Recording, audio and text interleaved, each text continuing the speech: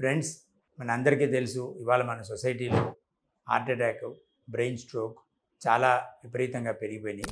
దీనికి ముఖ్యమైన కారణాలు ఏంటంటే మన సొసైటీలో డయాబెటీస్, హై బ్లడ్ ప్రెషర్ చాలా ఇంక్రీజ్డ్ స్టేట్లో ఉన్నాయి. ఇవి ముఖ్యమైన కారణాలు హార్ట్ అటాక్ రావడానికి. ఇది కాకుండా చాలా ముఖ్యమైనది ఏంటంటే స్మోకింగ్. ఈ స్మోకింగ్ ఓవరాల్ ఇన్సిడెన్స్ తగ్గినా కూడా ఇవాళ ఇంకా చాలామంది మన సొసైటీలో స్మోకింగ్ చేస్తున్నారు.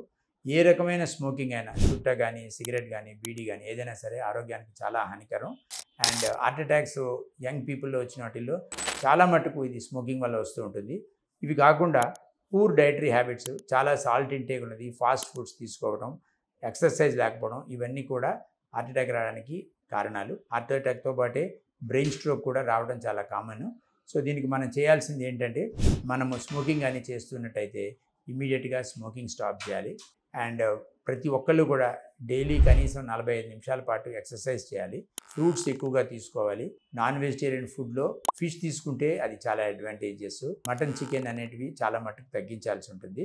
ఇవన్నీ ఫాలో అయితే మనం కూడా చాలా కొన్ని కంట్రీస్ లాగా మన దేశంలో కూడా హార్ట్ అటాక్ ప్రాబ్లమ్ని తగ్గించడానికి సాధ్యమవుతుంది. Thank you.